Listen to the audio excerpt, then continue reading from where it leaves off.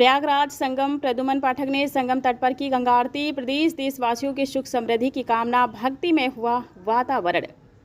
प्रयागराज प्रद्युमन पाठक ने गुरुवार 16 जुलाई 2026 को शाम 6 बजे तीर्थराज प्रयागराज के पावन त्रिवेणी संगम तट पर मां गंगा की भव्य आरती में सहभागिता की। इस दौरान पूरा संगम क्षेत्र श्रद्धा और भक्ति से ओतप्रोत रहा।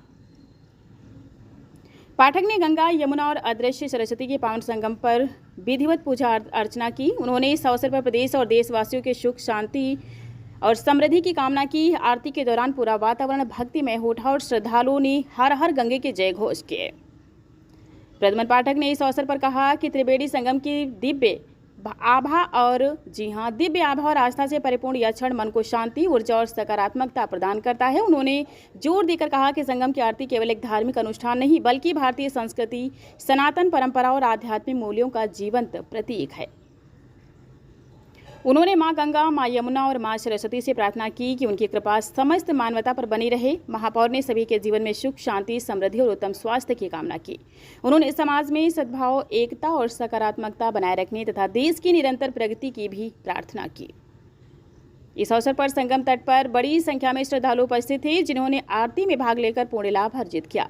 संध्या आरती के दौरान दीपों की अलौकिक छटा और मंत्रोच्चार से पूरा संगम क्षेत्र भक्ति में वातावरण में डूबा रहा।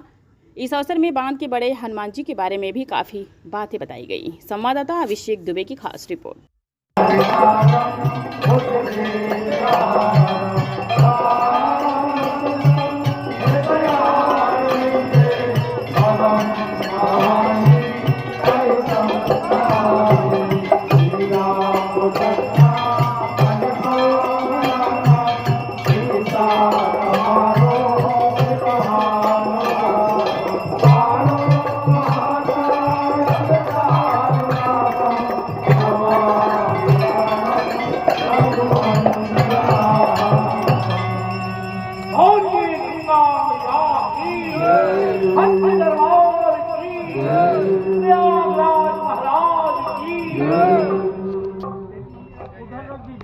कभी कभी अपनी अपनी जगह पे खड़े रहेंगे।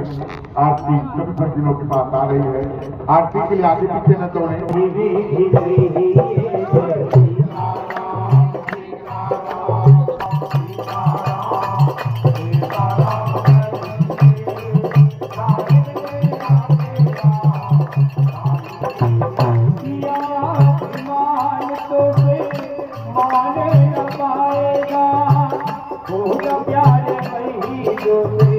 राम जी तो भाईगा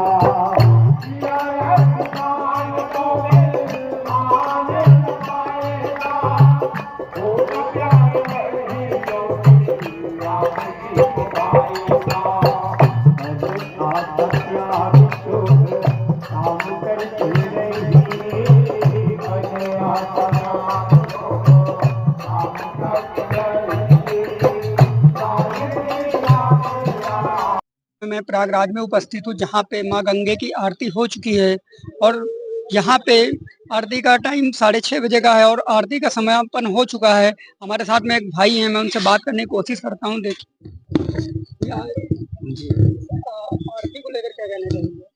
आरती को लेकर हम क्या कहें? आरती को लेकर क्या कहना चाहिए? तो हम लोग तो कराते ही हैं, तो लोगों से आप पूछिए कि क्या है। टाइमिंग 6:30 बजे से है। समर में, विंटर में 5:30 पौने 6 टाइम चेंज होता रहता है, जैसे दिन घटता बढ़ता रहता है उसके अकॉर्डिंग होती है। जैसे कि पिछले साल के मुताबिक 2025 में गंगा माँ का जल स्तर क्या को देखकर क्या इस समय भी लगता है कि हल्की बारिश हुई है? बारिश के कारण यहाँ पे जल कभी नहीं आता है, क्योंकि जो बारिश का मौसम होता है, बारिश के मौसम में यहाँ बारिश नहीं होती है। ज्यादातर जो पानी होता है वो बाहर का पानी होता है, छोड़ा जाता है। तो अभी आप देख रहे होंगे पानी कम है, धीरे धीरे ये बढ़ेगा तो बहुत दूर तक जाएगा और 2-2 महीना यहाँ बाढ़ रहती है। उसमें भी हमारी निरंतर आरती होती रहती है। 29 वर्ष हो गए हैं हरिहर गंगा आरती समिति को। निरंतर विदाउट एनी ब्रेक आरती आपको डेली कंटिन्यू शाम को मिलेगी आपको। अभी जो आपने आरती में भजन गाया, थोड़ा जो सुराम जी का एक भजन था, जो कि यहाँ पे होता है, एक नियम है, मंगलवार को 2 भजन होते हैं। दो लाइन बोल। सीताराम सीताराम सीताराम कहिए, जाहि विधि राखे राम ताहि विधि रहिए। यही भजन है, इसमें जीवन का सार है। भजन के माध्यम से लोगों को प्रेरित किया जाता है कि अपने जीवन को अच्छे से सुचारू रूप से चलाएं, खुश रहें, सबको खुश रखें और क्या। अच्छा, कितने दिन हो गए या कितने साल हो गए कि जो बड़े हनुमान जी हैं बंधुआ के, उनको गंगा माँ ने स्नान नहीं कराया? नहीं, इसके पिछले ही ईयर अब हनुमान जी ने 3-3 बार स्नान किया है एक ही साल में। हाँ, ये भी एक रिकॉर्ड रहा है। इस बार भी कुछ बोला नहीं जा सकता, वो तो उनके ऊपर है। जब चाहे वो बढ़ सकती हैं, जब चाहे।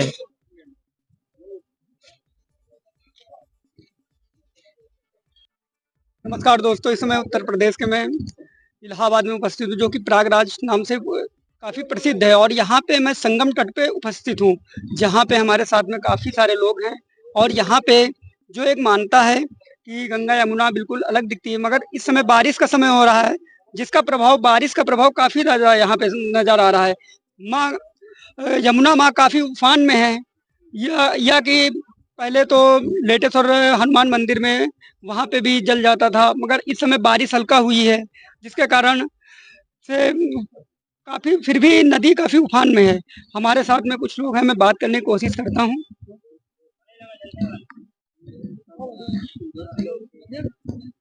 ये बताइए, पिछले साल के 2025 की अपेक्षा में इस साल गंगा यमुना का क्या प्रकोप है? हर साल के जो कुंभ का नहीं, कुंभ का नहीं, बाढ़, जल स्तर में पहले तो बाढ़ आ गया था, 20 के वर्ष में बारिश कम हुआ, इसी वजह से अभी गंगा माई का संभावना अब बढ़ रही है। धीरे धीरे 15 दिन में हनुमान जी तरफ पहुँच। अभी 5-6 दिनों से लेकर कितना जल स्तर बढ़ा हुआ है? अभी ज्यादा नहीं बढ़ा, तब भी 6-7 फीट ऊपर जल बढ़ा है। आपको क्या लगता है, जो बंधुआ के बड़े हनुमान जी मंदिर है, वहाँ पे माँ गंगा स्नान कराती है आपकी, और क्या लगता है? अब माई की कृपा है, उनकी इच्छा, बिना उनकी आदेश कैसे नहा लेंगी, इनकी अभी संभावना कम है। प्रयागराज का स्थानीय निवासी हूँ और मेरी सारी पैतृक संपत्ति प्रयागराज में ही है और मैं अपना पूरा जीवन प्रयागराज के लिए दे चुका हूँ। जहाँ तक ये विशेष हरिहर गंगा आरती समिति की बात है, तो ये हमारी प्राचीन विगत 29 वर्षों से निरंतर होती चली आई है। चाहे बाढ़ का समय हो, चाहे माघ मेला, कुंभ मेला, अर्ध कुंभ मेला हो, यहाँ तक कि कोरोना काल में भी पूरे विश्व में प्रतिबंध होने के बावजूद भी ये हमारी आरती निरंतर चली आई है। इसमें किसी भी प्रकार का संशय नहीं है और माँ गंगा ने ऐसे आशीर्वाद बना रखा है कि इस आरती में कभी भी व्यवधान नहीं आया है। और इस आरती की विशेषता ये है कि आप आरती तैयारी से पहले जब आवे तो आपको एक भक्त की भीड़ नहीं दिखाई देगी, लेकिन जैसे ही यह भजन संध्या शुरू हो जाती है, उस तरीके से ना मालूम कहाँ से भक्तों का जो है भीड़ हुजूम आने लगता है, जो कि एक अप्रत्याशित रूप में आपको दर्शाएगा कि इतनी भीड़ कहाँ से चली आई है। और आरती के पश्चात भीड़ ऐसे चली जाती है जैसे कोई हवा अपने साथ पतंगे को उड़ा ले जाती है, सारा सन्नाटा हो जाता है, प्रसाद पाते हैं और तुरंत गायब हो जाते हैं। यह हमारी हरिहर गंगा आरती की विशेषता है। यही हमारी प्राचीनता बताती है कि हम लोग 29 वर्षों से बिल्कुल एकदम निर्लोभ होकर के बिना किसी लाभ हानि के माँ गंगा की सेवा करते हैं, जो कि उनके पूर्ण प्रताप से इतनी भीड़ होती है, आते हैं, प्रसाद ग्रहण करते हैं, आशीर्वाद माँ गंगा का लेकर के चले जाते हैं। इससे बड़ा आप लोग को आश्चर्य क्या चाहिए जो है। सनातन धर्म को लेकर क्या कहना चाहिए? किसको? सनातन धर्म को। देखिए, आजकल के विषय में सनातन धर्म की जो चर्चाएं हो रही है वो हमारे अल्पज्ञानियों के द्वारा चर्चा की जा रही है, क्योंकि जब से सृष्टि की रचना हुई है तब से हमारा सनातन धर्म जिंदा है। यहाँ तक ही नहीं, आप हमारा भविष्य पुराण पढ़ लीजिए, उसमें हमारे भविष्य पुराण में कहा गया है कि जिस समय इस पृथ्वी का, क्या सूर्य का जब विखंडन हुआ, जो सूर्य के पुत्र पिता राजा विवस्वान थे, उस समय पृथ्वी का निर्माण हुआ है। अब सूर्य की प्राचीनता, हमारे धर्म की प्राचीनता, हमारे भारत भूमि, अखंड भारत की प्राचीनता का अनुमान आप सब लोग लगा सकते हैं। आज के जो है अहंकारी लोग, जो है अल्प शिक्षित लोग जो हैं, वो लोग इसका आकलन नहीं कर सकते। हमारा सनातन धर्म जब से पृथ्वी है, जब से सूर्य है, तब से हमारा सनातन धर्म है। इसका पुराण हमारा भविष्य पुराण देता है। जैसे कि हर जगह हनुमान जी का देखा गया है, हर जगह खड़ी मूर्ति होती है, यहाँ पे लेटे हुए इसकी क्या अवस्था है? आप हनुमान जी के विषय में बात करते हैं तो इसके लिए बड़ा ही पीछे जाना पड़ेगा। इस हनुमान जी के विषय में बहुत ही किंवदंतियां हैं, लेकिन जो हमें पूर्वजों के द्वारा हमें ज्ञान मिला, उसका ये मिला कि जब ये क्षेत्र बहुत प्राचीन समय में यहाँ पर एक बांदा चित्रकूट साइड से 2 बनिया वर्ग जो है हनुमान जी की मूर्ति प्राण प्रतिष्ठा के लिए वो अपने घर की ओर जो है कानपुर बिंदगी की ओर ले जा रहे थे। तो एक रात उनको यहाँ पर विश्राम करने का मौका मिला। उस नौका में उनकी 2 मूर्तियां थी। वो दोनों मूर्तियों को घर ले जाना चाहते थे, लेकिन जब रात को वो विश्राम कर रहे थे उसी समय अचानक नाव नामालूम किस कारणवश से, प्राकृतिक वजह से या भगवान जी को, हनुमान जी को प्रिय स्थान होने की वजह से नाव पलट गई और उसमें दोनों ही मूर्तियां गिर गई।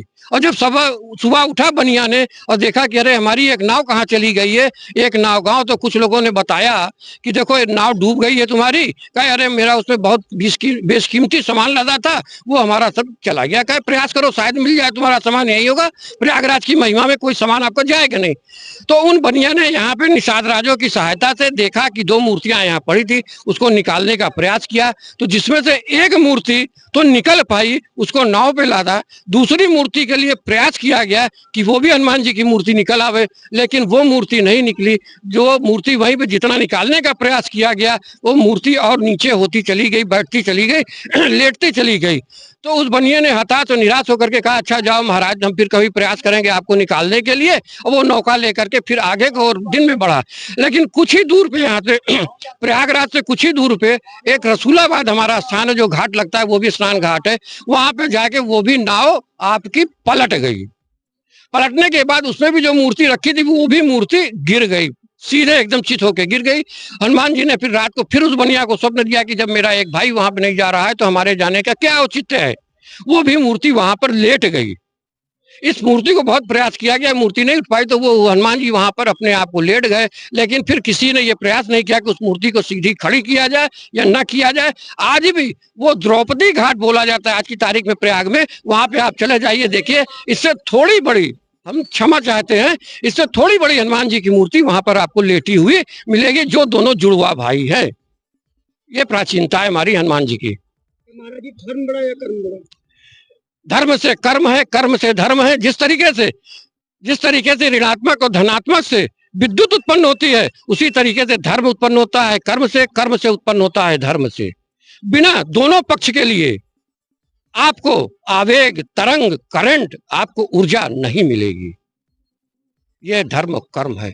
और इन धर्म अर्थ के बाद मोक्ष आता है। जिस तरीके से करंट को नियंत्रित करने के लिए आदमी अर्थिंग देता है कि करंट कम या ज्यादा हो तो अर्थिंग में चला जाए, अर्थिंग मुझको मिल जाए, उसी तरीके से आखिरी में मोक्ष है। जन्म से पहले धर्म की पूजा होती है, व्यक्ति के आने के बाद कर्म की पूजा होती है। फिर दोनों को मिला करके व्यक्ति प्रयास करता है कि हम सदकर्म करें, धरती पर रह करके कुछ नाम करें, हमारा एक अंत समय मोक्ष को प्राप्त हो। इसलिए तीनों एक दूसरे के सामंजस्य में है।